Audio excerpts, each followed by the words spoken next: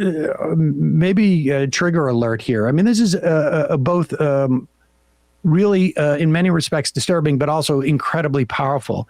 There were at least 3 sort of speeches given specifically about the impact of the Supreme Court getting rid of an individual right that has existed in this country for 51 years in the Dobbs case, striking down Roe v. Wade, essentially allowing for a third of the states in the country basically to have abortion bans, and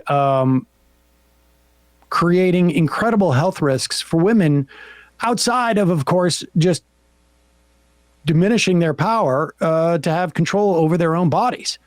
And these stories of women who nearly lost their lives or their opportunity to sort of like dictate their fate were really, really powerful.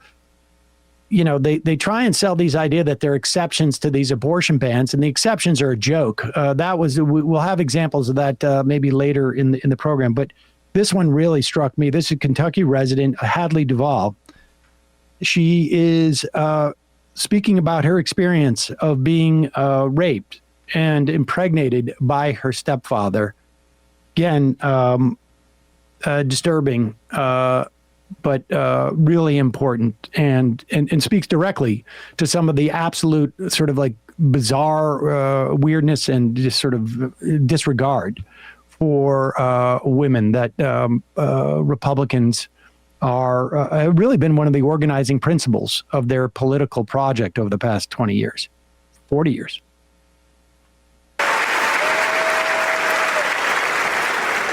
Growing up, I was an all-American girl.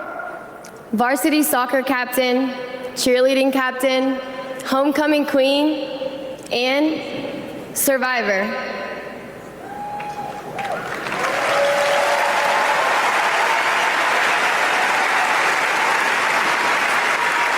I was raped by my stepfather after years of sexual abuse.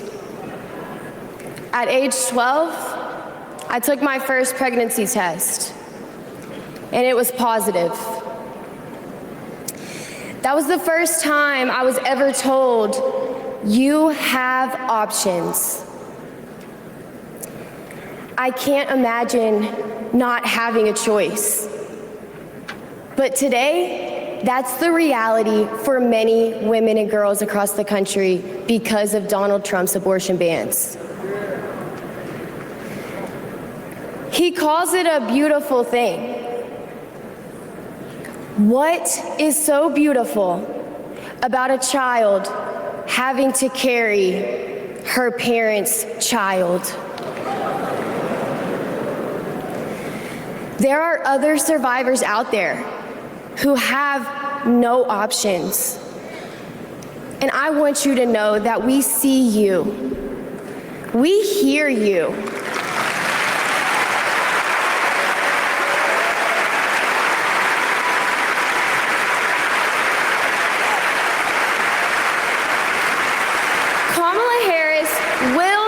A national law to restore the right to an abortion.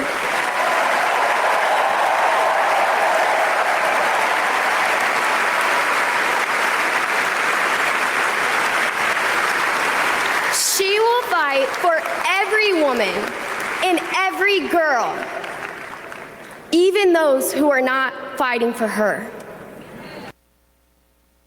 That's pretty powerful stuff. Yeah. And it's incredible for all of these right-wingers who have this kind of paternalistic view of women, and they're often talking about protecting women or protecting children, for that matter, you know, from the scary pedophiles and the groomers and the LGBTQ people. They're this exact same people who are supporting these abortion bans that have these window dressing exceptions that are not actionable, and that would subject a 12-year-old little girl like Hadley there to having to give birth to her stepfather's baby. Like, I mean, and, you know, she was the subject, I think, of an ad that the Biden campaign put out because her story is both so visceral, but also, unfortunately, not exceptional, and is going to be less exceptional as this continues. What's exceptional is her ability to speak out about it, Yeah. because it's the most horrible thing. The most horrible thing. And she says that Harris would sign abortion rights into law. Now, that would require, by the way, a filibuster exemption, if that's the case, which would be interesting. I would like to hear more about how she would do that. But we know from reporting about the Biden campaign, they thought that his moderate position on abortion was the thing that was helping the Democrats in the midterms in 2022, because Biden's uncomfortable with the notion. I know, it's insane. He's uncomfortable with abortion as a Catholic, as if I care about that. And he thought that because, according to reporting on what his staff was telling him, that him being more moderate and not, remember when Elizabeth Warren wanted to use federal lands for abortion care? Right. He kind of let that die on the vine. And that was in some of what he was being told by his advisors, that was a way to look more reasonable and smart, which is why I'm just so thrilled that we're past that. But if Harris should show some daylight on that, and I just think a standard Democrat and a woman will instinctively probably have better thoughts on that. But still, it'd be interesting to see, is she in favor of eliminating the filibuster or creating some sort of exemption to codify Roe? That was, and there was a couple more clips of people talking about that. Maybe we will play that later. Hey folks, don't forget to hit the subscribe button and check out our daily show. We do it every day at 12 p.m. Eastern for about 2.5 hours. We even take phone calls. You should check that out.